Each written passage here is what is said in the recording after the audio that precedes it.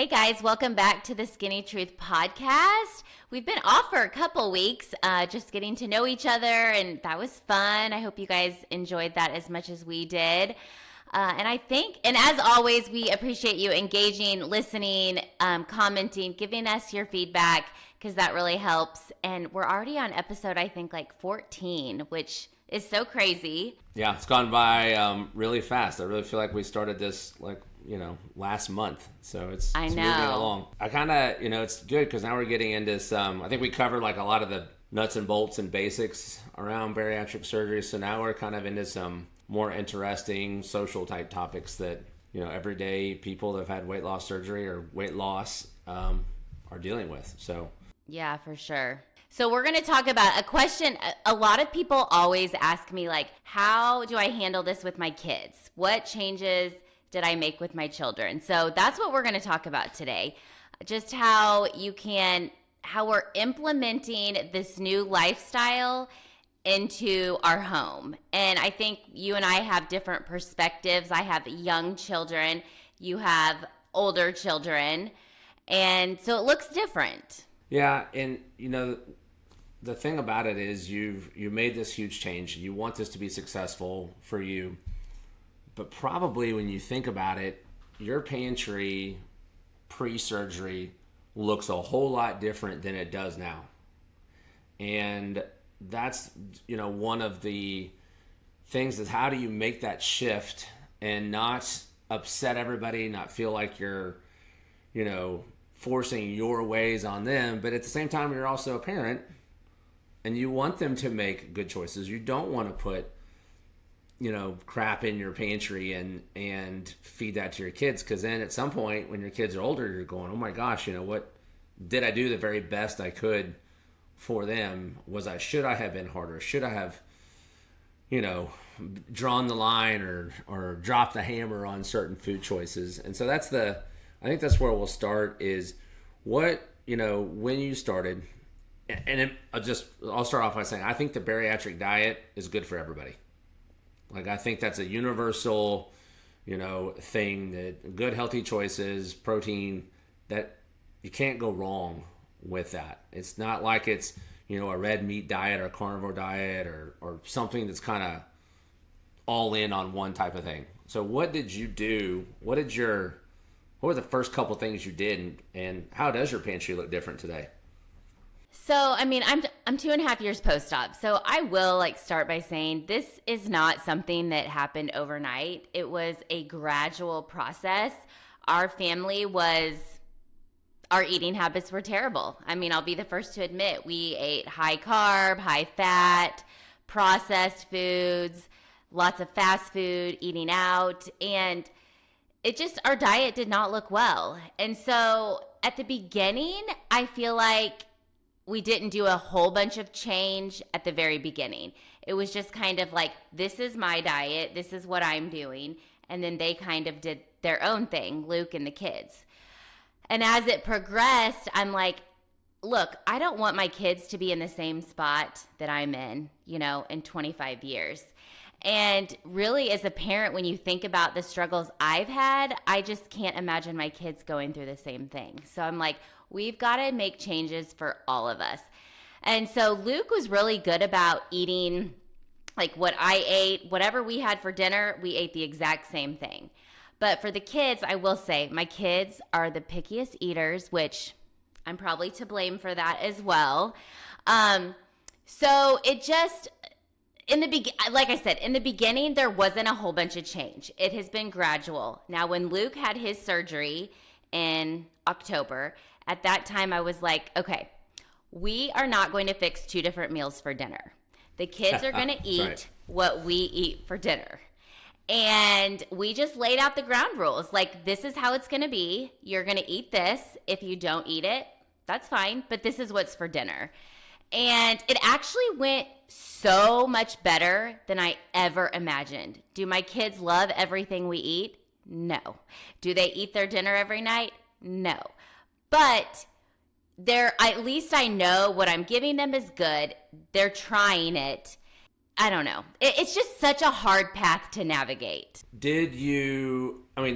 probably though they didn't like everything that you did before surgery either, as far as dinner. And they probably didn't eat every dinner before then. And, it is one of those things that is a very difficult thing to do because you don't want to feel like you're forcing your ways on them. However, I will say this, the 2 different dinners at night, that's, gosh, I remember when I was dating Kristen, she had a younger stepbrother, and that when if I would go over to her house, there would be 2 different dinners. And I'm like, we are not ever doing the 2 different dinner thing. They like it or they don't. I didn't have the choice of 2 different dinners, but I also got taught the you better clean your plate phenomenon. Yes. Too, which is also not great. So there's lots of ways to do it. And I think that's probably a good way to start the way you did it is kind of do your thing. It's great you had a spouse that would support you in that. I think that is like so important. Oh, so important. To do that. Well, okay, so just off topic a little bit. So a lot of people think, and I have a lot of spouses say that at the pre-op appointment, they clearly the patient needs surgery, but the spouse does too. And you can see that and you bring it up, you talk to them. Like, well, if I just do what she's doing, eat what she's eating, I'll lose all the weight. Luke probably didn't drop a significant number of weight eating the way you did. He absolutely didn't. And to be honest, Luke was not like, he doesn't eat sweets. He's not normal. That's what I tell him. You're not normal. You don't like ice cream and cake and all the sweets. But he honestly didn't. And a lot of times he was like doing the intermittent fasting. So he would skip breakfast. He would eat like a semi-good lunch and then eat what I was eating for dinner. And he did not drop, maybe 10 pounds. Right. Not anything significant. And that is a good point because people will be like, well, can I just do your diet and lose weight?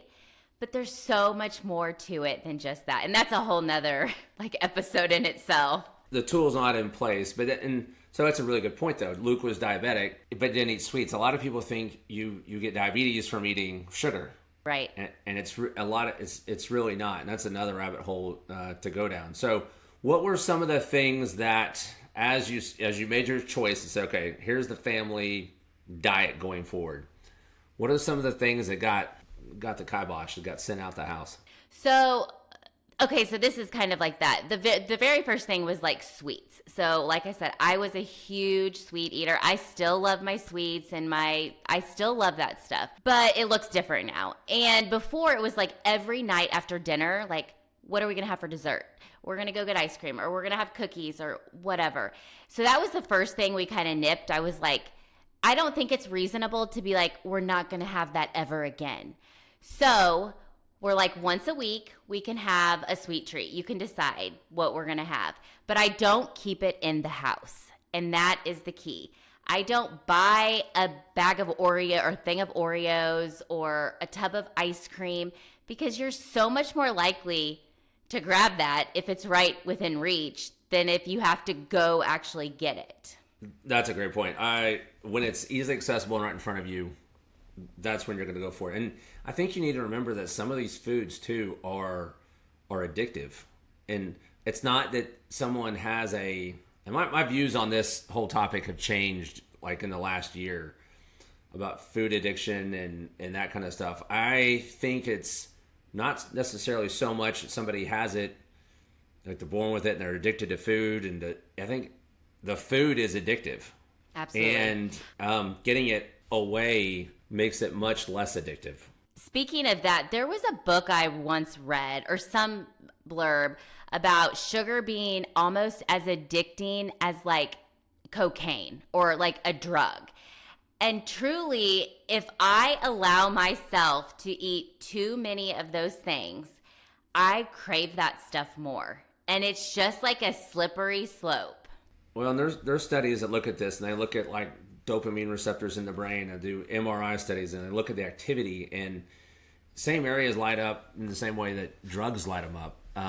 It is, and that's the part of the brain that stimulates, and that's why people want to go back and get more, to get back to that rush, that sensation. So, I think getting things that are your kryptonite, your weak stuff out of sight is good. We did, as our kids were growing up, we and I'm 18, 16, and 12 now. But we did skip a night, where, okay, this is skip a night. There's no dessert. There's no nothing. We also went to very smaller portions. So, you have a Hershey bar, then you have the minis. And so if our little one wanted, it was dessert night, and we let them pick what they wanted for their dessert. But the Hershey bar was the mini Hershey bar. That was her option. And she would come and lay out. It was all from the Halloween candy the year before, a Butterfinger, a Hershey's. Because they're going to be kids. They don't need to be, it's not like you're depriving, but they can still be kids. They just don't need to have access to it at all times. Right, all the times. So we did skip a night. Things that you are looking for in pantries and bariatric surgery patients, you want protein stuff and you want kind of low carb options. I think processed stuff is something that, I saw this thing on Instagram not too long ago where it was like the 10 worst foods you could have in your pantry. And we had 7 of them.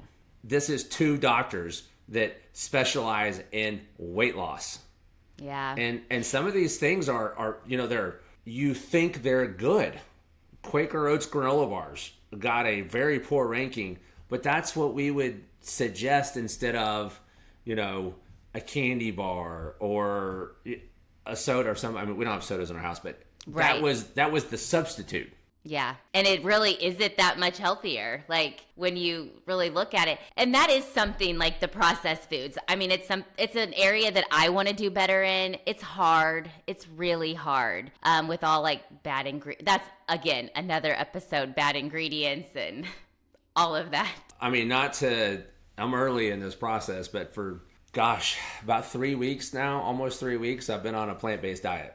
Oh, wow. And do you feel better? I think so, but I'm going to give it some more time because I do not identify as a vegetarian or vegan or anything like that. I think that what we're seeing in bad foods is even that what you perceive as a healthy choice has lots of bad things in it. And there's this app you can get that I got, and I scan the foods, and I've had the same protein bar that I've been using for 15 years. I'd have a protein drink and a protein bar every morning on the way to work. That protein bar got rated a 0 out of 100. Mm-hmm. 0 out of 100. And I'm like, what have I been putting in my body for that long? So that's where the substitutes that we are looking at now are more non-processed, healthy alternatives. And it is hard. Fruit roll-ups. That's something we had in our pantry, but it's not really fruit by the time it makes it into a sheet and rolled up. And I think that was what I always want patients to do is just kind of really try to become a dietitian. Look at the back of the labels, get the app, scan the stuff, and just see what's in it. And I've watched a few documentaries here, and my dad went straight vegan 5 years ago. He's a family practice doctor, and he did it when he was 69, 70, and did it. And he's fit as a fiddle. And I think protein is good. It's just, what are you getting? Like people that like, oh, I got this much protein in. I had chicken. Well, where'd you get the chicken from? Well, KFC. I peeled the skin off. I go, that doesn't count. Yeah. No, you got all the oils and stuff in there. This is really an interesting topic to me because I follow people on Instagram that are very big into like clean eating and looking at ingredients. And it's opened my eyes to things. Like you said, you think you're eating this protein bar that's healthy, but it's filled with so much junk in it. And what is that doing to our bodies, Yeah, and I think that's where you start when you're looking at pantries. You start, with the high protein stuff, and then you go in. The next level is what's in it. Is it good? Then you get. So that's an area. I think we'll do another episode on, and maybe we'll check in to see if I've survived the because the plant. I'm just going to tell you that plant-based chicken nugget phenomenon is just not good. Not the same. It just doesn't look good. Yeah. But it really, okay, and so here's one thing that I really have taken home in this 2.5 weeks is I don't want and I think everybody does this, they want to really enjoy eating. And that's the addictive behavior behind it. You really want to enjoy it, and you're always looking for that bliss that you have after the first bite. And I would say that during these last 2.5 weeks, I've not enjoyed eating. I've not disliked it, but I'm eating less because I just don't want it. It doesn't give you the same. I can relate to this after bariatric surgery. Initially, and I'd say now 2.5 years post-op, I enjoy eating. Like, I enjoy eating the foods that I eat now. But in the beginning, it was such a shift that I was like, this doesn't give me the same feeling as it once did. You know, like, because food had so much meaning. Like, that's what soothed me, basically. Yeah, it's happiness. But I think that's where that addictive behavior, or what the food is sending to your brain, it made you think you were happy. But then as soon as you did it all, maybe then you felt bad. Then you feel bad. Yep. And so now that's a really good point about bariatric surgery. That's why I like it, because it makes you, it's not like the medicines where it makes you not want to eat. I think it makes you not necessarily enjoy it, like crave it and think the world's going to end if you don't get it. You just eat what you eat and you move on. And there are some patients out there, and it's rare, but I've seen it where, they don't get that feeling. And they're like, I'm always hungry. I'm looking at it. And for me, that's always a bad sign that, man, we're dealing with something more. Like, so that's what you want. I think with surgery, you want to be able to eat, to nourish your body, fuel your body, so then you can go enjoy the fun stuff that life has to offer. And, for instance, one of my daughters says she hates cottage cheese. Okay. She hates it. Well, Kristen put it, and I didn't know you could do this, but mix it up with the eggs. And it's another way of getting extra protein in. Yeah. And we fed it to them, and they loved it. They're like, "What's different with the eggs?" I was like, "Yeah, that cottage cheese that you said you hate, it's in there." And so that's kind of how when I was making these veggie burgers, I was like, "Man, this looks like a hamburger, kind of tastes like a hamburger." I'm wondering, so I am going to be doing stuff like that where I'm going to slip these things in as we're feeding them, and just see if they really can taste a difference, or they just think they don't like it. Yeah, that's a lot of it. No, with the cottage cheese, Luke is anti-cottage cheese too. I think cottage cheese is one of those things, like, you either really like it or you do not like it. But I did it where I pureed it and made like a ranch dressing with it. We do that every now and then. Mm-hmm. It is so good, and he will eat that. So yeah, I did not like it growing up because my mom always had it around, and I don't know why. I never had it. I never tried it. And then I guess one time in the doctor's lounge at the hospital, it was all that was in there. So I put a whole bunch of salt and pepper on it, and I think this is really pretty good. I could do this. So I'm just doing this little plant-based thing because I'm not anti-meat. I'm not anti that stuff. I do believe inflammation, and there's a lot of things in these foods that are causing it that I'm just trying to see for myself. It's kind of like my office. I have tried everything in there. I want to be able to say that, to be able to speak to it from experience. And so now, so I deal with, and this is for a lot of our people, they'll have teenagers.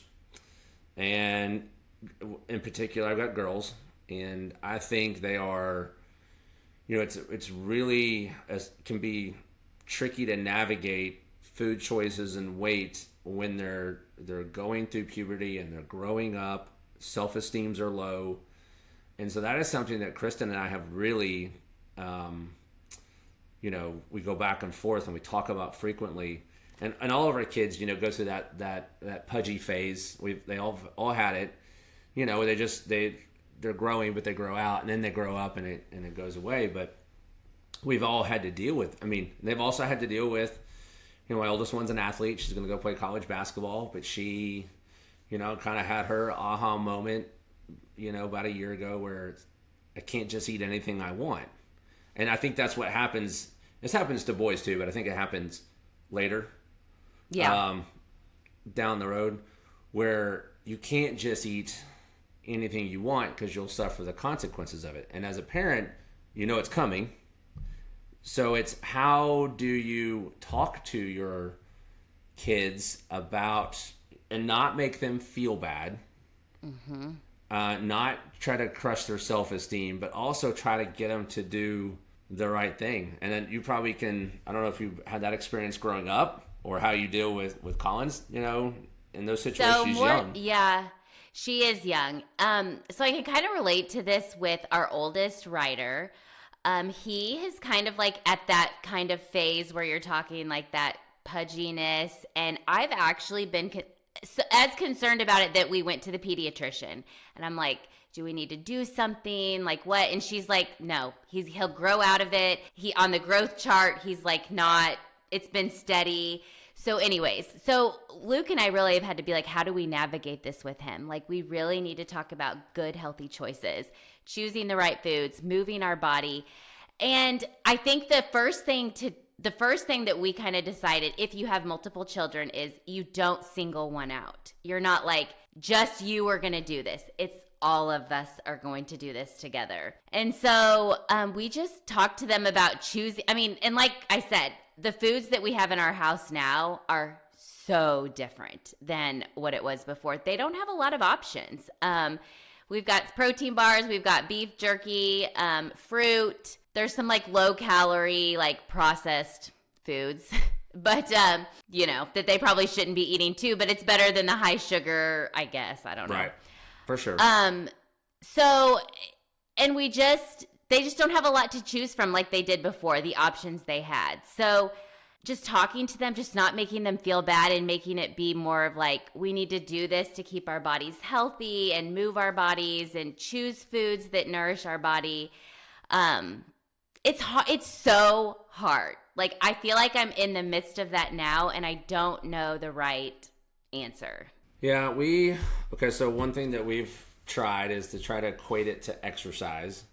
And all of them are very athletic and they, you know, but they're all different. They're all very different. And it's, okay, so, you know, look at the calories and look at this. And then it's like, you remember that workout we did last week on the Peloton and it was an hour and we, you know, how many calories did you burn? And, oh yeah, that was a hard one. It was like 475. It's like, well, this bag of chips, you know, this one little bag of chips is 450. And, you know, you just think about how hard you worked for that. And so we kind of gone that route a little bit in a gentle way. I 100,000% agree that the family makes the changes, and not just one child. I mean, to the point where mom and dad should do it too. Right. You know, I had, I did have, this is early on in my career that, I think she was 13. Mom brought a 13-year-old in who was probably around 350 pounds for surgery. But mom was also had morbid obesity and was over 300. And I said, I really, really, really think you guys need to do this together. The daughter needs to be able to come home and have somebody that's going through it with her. And, you know, why is she doing it? You need, and to the mom's credit, I mean, she's like, you're absolutely right. She can't be healthy if I'm not healthy. And they both did it and it worked out great. But everybody has to do it. I think, you know, we got rid of all sodas. You know, we hardly didn't have any, but we just got rid of them. You know, you just start going through stuff. It's funny when I showed Kristen that Instagram post, and she cleaned out half the pantry that day, and our littlest one was like, "Oh, great! Like, Dad, why did you show her that? No more. What am I gonna eat?" I know. So we started coming up with alternatives, and you know, my oldest one's figured out how to make kind of the high protein Reese's peanut butter cup knockoffs, you know, and you can do a lot of things with Greek yogurt and fruit and, you know, a little bit of chocolate sauce and things that are more natural, healthy, you know, and then it comes to exercise. And one thing that Kristen will always say is it's really hard to out exercise your fork, that you just can't do it enough. to make up for poor food choices. And so that's something that's probably the approach that we've had is no, we don't think you have a weight issue, but you are getting older and you don't want to have a weight issue. Right. And they understand that now. I think starting at like 15, 16 and older, all the changes have taken place hormonally, and, they know how they want to look and feel. Right. But you have to, we feel like we've had to do a lot of education and counseling them on how to get to where they are comfortable, and they've been there and we've been there. Everybody wants to try to lose, 5 pounds just because the swimsuit doesn't feel right or little things. But it is as a dad of 3 daughters, I mean, that's been like, I don't like getting into talking about it because I don't want to give them a complex right about their weight. And, at one point, she's oldest one was making better food choices, and I said, "What are you doing?" This I said, "Okay, I'll do it with you. I'll let's do it, and we'll track everything, and we'll compare notes at the end of the day. What you put in, what I put in, where we're at on our calories, our protein, our fats." And so instead of making it, you need to do this or a competition, it's like, okay, well, let's see who can hit our targets, and right made it like that. So dinner options out, I think that's another area, and you guys will go out to dinner. So how do you encourage choices that way? Dinner gets hard, and that is kind of where we're actually worse about lunches with Luke and I than we are dinners, I think, because dinner's hard. The kids menu, when you look at that, there are no good options that they should be eating, but that's what they go to. And I have less control. I feel like when we go out to dinner, I can't be like, I don't know. It's hard. So eating dinner out is one of those, I feel like you really have to limit it. And if you want to allow them to like pick what they want, because I also have a hard time with that too, because I don't know. Every now and then eating the chicken fingers or eating the corn dog or whatever is okay. But doing that every single night is not okay. And so I think it's also about creating a healthy balance and moderation that you really need to teach them that as well, No, I 100% agree. So we always try to say, okay, it has to be a good protein choice. Like, if we're gonna go out, the protein you need to hit right. And we'll do hamburgers and we'll do things like that, but it's the protein in it hits it. So the stuff around it, right, maybe it's not great. And then there needs to be, a colored vegetable. It could be salad in the beginning. Our girls have tended to really gravitate towards salads.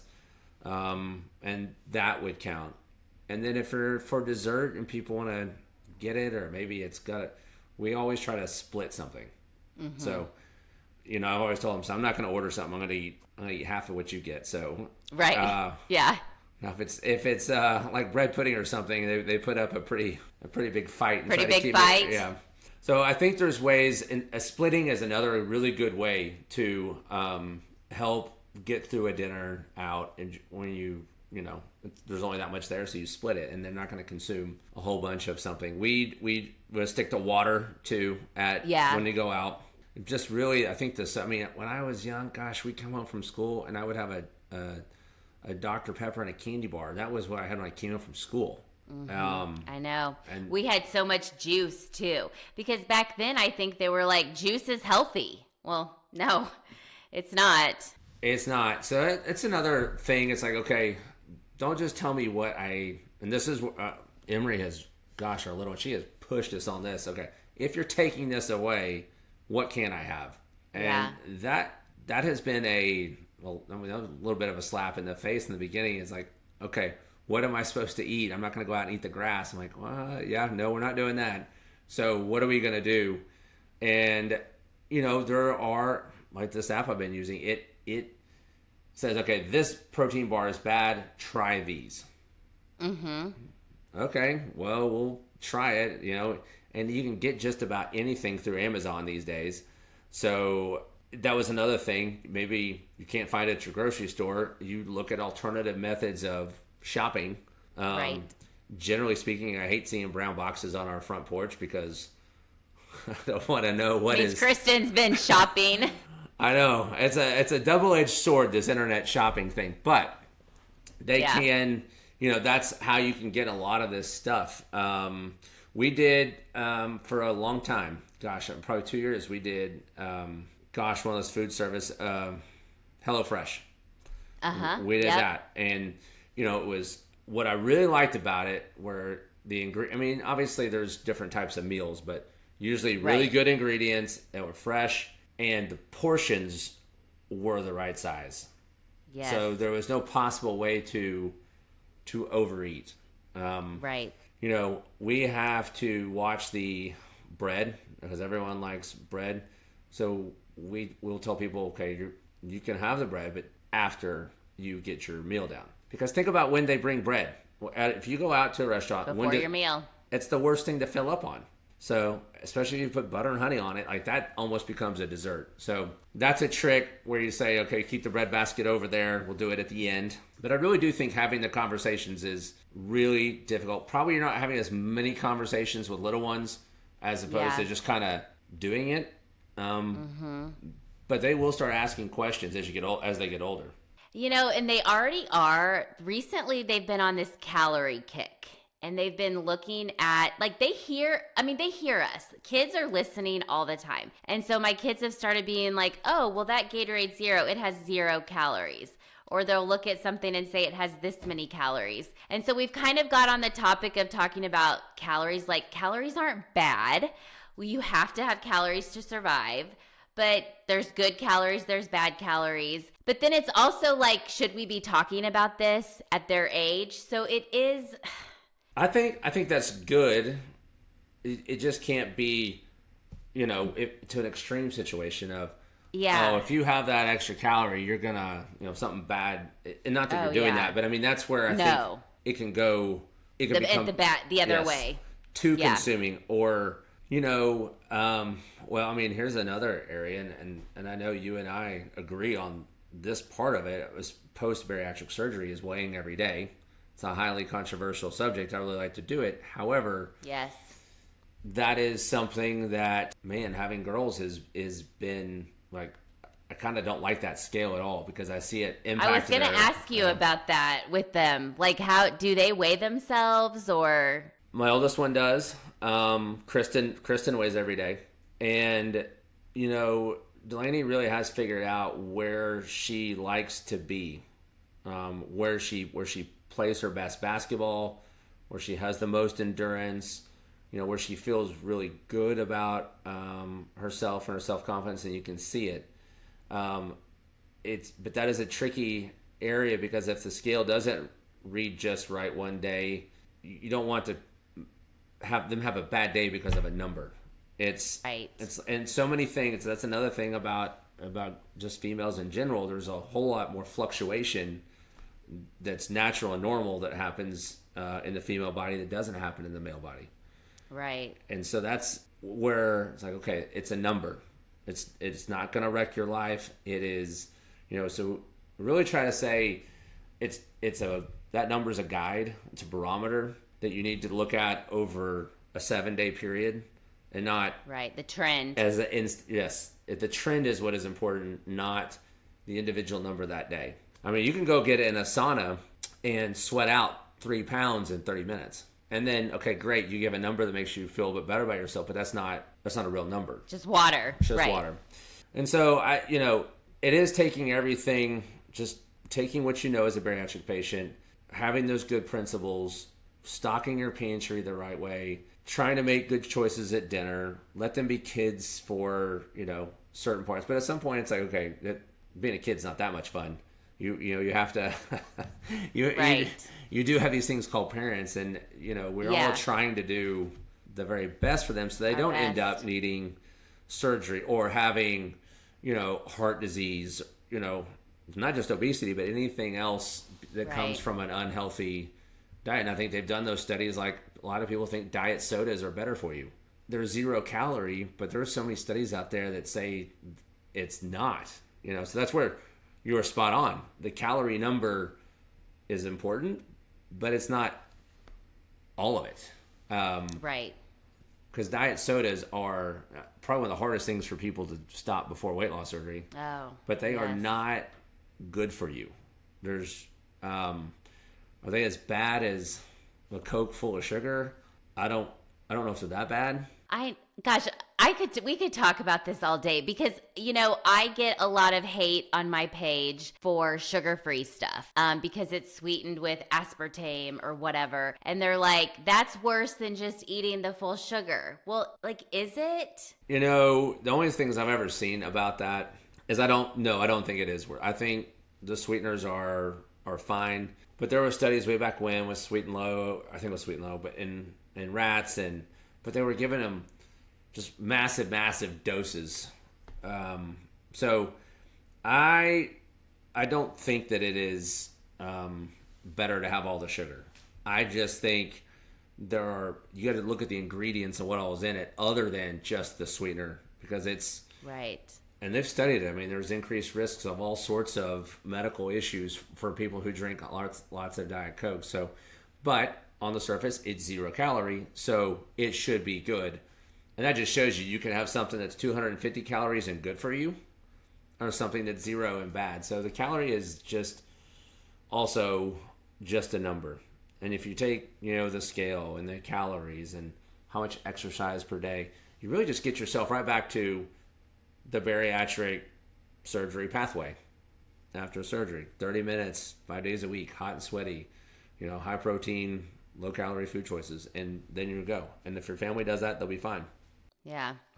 It's just a hard thing to navigate. I don't think anybody has the specific answer. You have to do what's right for your family. And I'm learning as I go. But I just know that I don't want my children to ever face the struggles that I did. So I'll do whatever I can.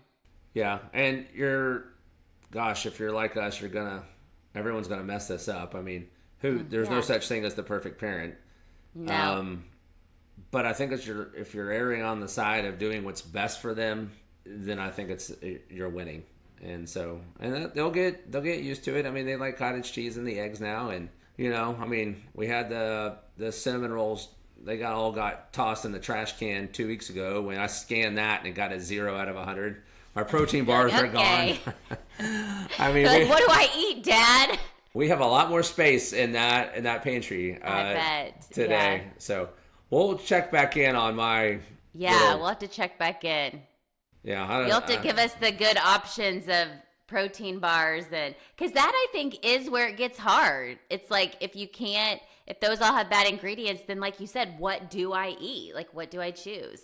Yeah, listen, everything has pluses and minuses, and you can pick holes in every strategy or plan that somebody puts out there, and it's overwhelming. I would just say the more research I do, the more overwhelming it has become. I was living in my little bubble of ignorance there for a long time, and I don't know. I'm learning, and honestly, I've had some patients that have kind of pushed me to go research more about it. They didn't say, "Hey, you need to go learn about this." It was right. That's kind of an interesting thing that I got. Someone said today, I'm gonna look that up, and gosh, I mean, my patients are always. They're always pushing me in different directions to. Yeah. And a lot of good stuff. A lot of good stuff. It is overwhelming, though. I did, because this is a very interesting, intriguing topic to me, too. And I downloaded, I think, the Yuka app or something like that. And it is overwhelming. My yogurt that I love to eat, the Light and Fit Dannon, is, terrible. And so then it's oh my gosh, what? It is overwhelming. That is. I mean, that's exactly what Kristen does. But the Siggy's yogurt that my oldest puts it's really good. But we had these gluten-free pretzel chips in our house. They got a 5 out of 100 on the Yuka app.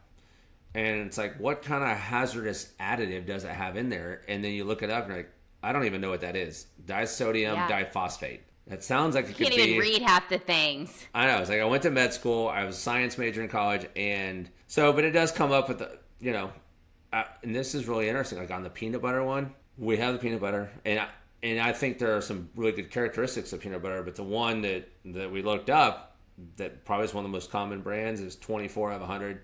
But it gave a suggestion of this one. I think it's called Justin's peanut butter. Oh yeah, yeah.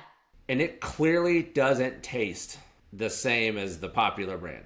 Is the other peanut butter bad because of the oils in it? Bad because of the fat content. I got it pulled up. Saturated fat was really high. The additives, it had one hazardous one to avoid. The monoglycerides and diglycerides. Calories were a lot higher. And so that was the main thing. It was good on protein and fiber and sugar. So this little app has got me, I'm so far down the rabbit hole on that. But like Ritz crackers were the same. I'm sure. Ritz crackers were rated the same as my protein bars. Oh my God. And you would think that the protein bar is better. I mean, it does have protein. I'll give it that. From a rating though, if I held up these two things, there's not a single person that said go for the Ritz. You do it. Right. So we looked up like veggie straws. It's a very interesting app, and I think it's important. I'm always telling my patients to do this, like read the back of the label, because that's, and now, going back to our topic, don't just read the back of the label for yourself, read it for your family, because they're going to benefit from what you put in the house. Absolutely. And I think that's the take home message. Like however you get there, just, you don't need to kill their childhood. You don't need to, kill your spouse, but this is a good thing to get your family eating healthy and right most of the time. Absolutely. And always, we are what controls what comes in our house. So, at the end of the day, we are the parent and we get to choose what they have access to. You bought it and you pulled it in the house. A little bit of a time. Yep. Yeah, so, no, I agree. Well, good topic. We could go on all day, I think, on this one. So yeah, so hopefully somebody had a long drive when they were listening to this. So yeah, right. As always, thank you so much for tuning in. I think we have crossed the 65,000 viewers watch list now at this point. So that's awesome. We're really excited to continue to be doing this. Don't forget to comment and leave questions that you want us to address in the next couple of podcasts. We're happy to do that. I always answer questions, and Laura does too, on things like YouTube. So watch, follow, comment us on YouTube, Spotify, and the podcast channels. We would love to have you. And until the next time, we'll see you. All right. See you guys later.